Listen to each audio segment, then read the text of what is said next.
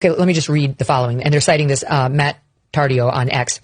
Ilhan Omar claims that she obtained her citizenship when her father was naturalized in 2000, just months before her 18th birthday. But there's a problem. No record has been found of his naturalization paperwork. In response to a FOIA request for her father's N-400 paperwork filed by A.J. Kern in June of 2023, the National Records Center was unable to locate any filings under his name. Question, can she be denaturalized and deported if this is substantiated? Answer, yes. If fraud was involved in her father's alleged naturalization, then her citizenship could be on the chopping block because that would be immigration fraud by the dad that would affect her. And that would be a political earthquake, Dave Smith, that if she's not a U.S. citizen, she can't be a U.S. House member, and she could be deported. I mean, I just want to give you that little nugget going off into the weekend. We're not even starting with ICE, y'all. We're not even starting with them. We're starting with citizenship questions. And if I can speak properly.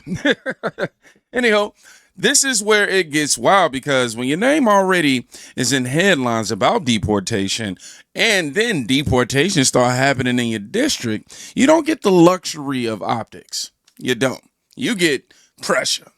I mean, pressure. And pressure, we know that exposes everything.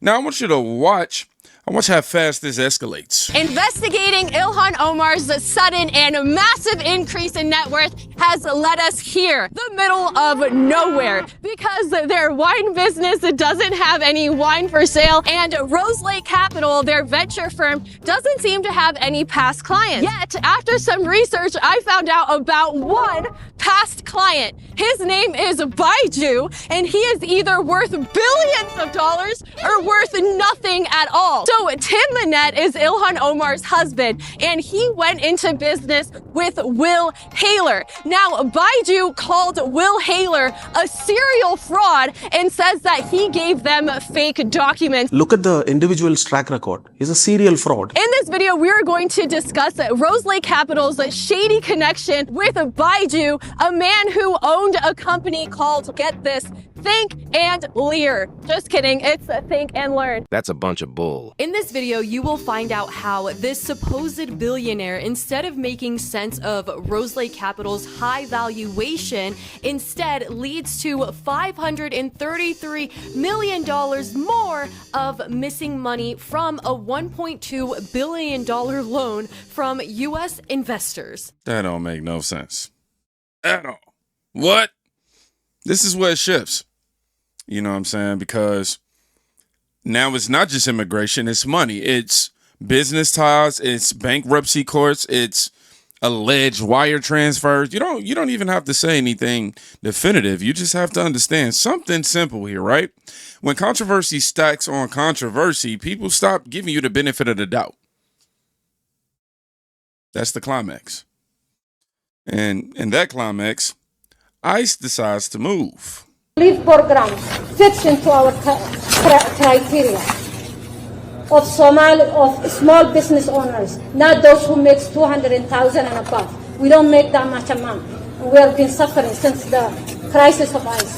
We also demand an immediate help to evictions so families are not pushed to homelessness during the crisis.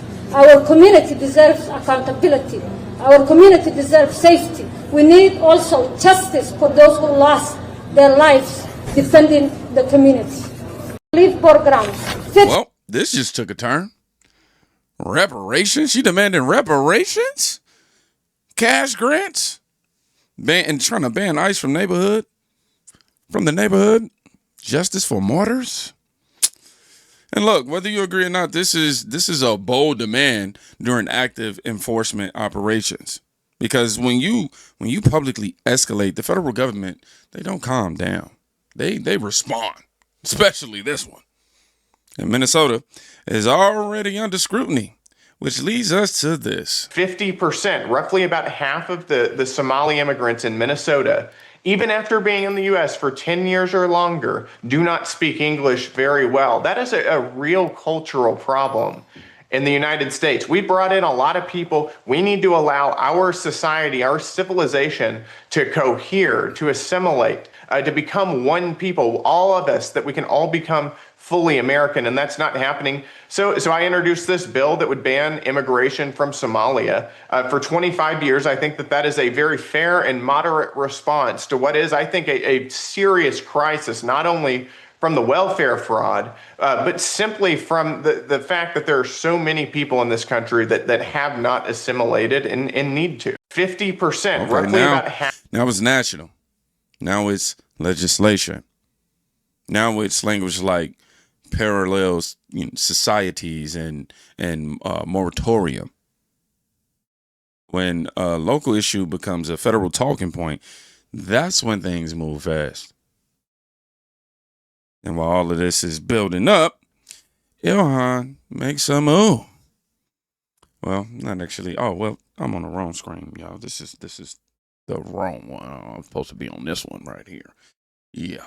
So let me go ahead and play that one. Thank you. When did you give notice? And I just want to make sure you did not see any detainees. No, we gave notice 8 days ago. We got confirmation yesterday that we were going to be allowed in. And the last detainee was taken out at 11:30 a.m., 30 minutes before we were set to arrive. What about the children who were released in T-shirts on Wednesday? And we also did ask, how many people came through today, which is why it felt convenient that no one was there. They said 10 when we first got there, and 10 were gone, and then they said there were another 5. And so I circled back and I said, can we go and see the 5 that are here, because we have privacy release forms? And they said, no, we cannot permit you to go into the cell to see the detainees. And I said, well, we don't need to go into the cell. We can, put the forms, slide them in, and then we can look through the glass and see what their conditions look like. And then they oohed and ahed for a little bit, and then conveniently, as they were taking us towards the cell, someone said, there's not a single person left, and they took us into an empty cell. So it's just the timeline and the stories seem very convenient for what they really were working very hard for us not to see and witness. But thank you all. There it is. This wasn't oversight. That right there was theater. 7 days notice. 7. You don't give criminals 7 days notice. You don't give law enforcement 7 days notice. But politicians, they need cameras. She shows up ready to grandstand, ready to talk about rights, ready to accuse ICE of terror. And ICE had already done the job. That's the part nobody on her side wants to admit. The deportations didn't stop. The enforcement didn't hesitate, and the agents didn't freeze. They cleared the building, moved on. That's not humiliation because it was empty. It's humiliation because the work was finished while she's preparing a speech. That's the difference between activism and authority. One talks and one actually executes. If you spend years defending sanctuary narratives, attacking ICE, and then framing enforcement as evil, then walking into an empty facility hits different because it proves something uncomfortable. The government ICE ain't gonna wait for your press conferences. They not. They just gonna move. And you don't look powerful here, Ilhan. You look irrelevant. Yeah, I'm just saying. And here's what nobody want to say out loud. This isn't about one empty building. It's about a shift, actually. For years, the conversation about immigration was emotional. It's been emotional first. It's been stories, trauma, identity, outrage. And that worked. It built sympathy. It built coalitions. It built careers, if I'm being honest. But when enforcement becomes the headline instead of the protest, the emotional advantage disappears. And that's what makes this moment right here different. Because when ICE clears a facility 30 minutes before you arrive, that's not random. That's the federal government signaling something. It's saying, look, we move when we want to. All right. You know what I'm saying? We don't care about your cameras. You ain't setting the stage here. We doing what we do. And whether you agree with the policy or not, the optics are undeniable. Politics is about power, not speeches or hashtags or press conferences. So power is who controls the timing. Power is who forces the other side to react. Power is who turns your oversight visit into an empty hallway. And what we just watched was, timing used like a weapon. Now, here's the bigger picture that I want to paint for y'all. If deportations are happening faster, if legislation is being proposed publicly, if the national conversation is shifting from sympathy to scrutiny, then this isn't isolated embarrassment right here. It's momentum changing hands. And when momentum shifts, you already know narratives collapse quietly at first, then all at once. The real question isn't whether she was humiliated. The real question is this: was that building empty because ICE is hiding something? Nah. Or is it because they knew exactly how this would look?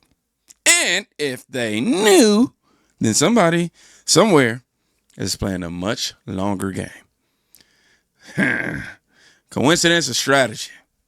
Let me know in the comments. So if you made it to the end, I want you to put aha. I want you to write aha in the comments. Y'all, today I'm finna get ready to go celebrate my son's 9th birthday. Y'all know my oldest turned 16. My youngest just turned 9 recently. So we have to get ready to go celebrate him and get some cake and ice cream and all other stuff. So that's why these next couple of videos are short. But later on, when I get some time, I'll definitely be back to get y'all some more information on what's going on in this QQ world. Be safe. Go check with somebody today. You can quite literally be saving their life. Peace.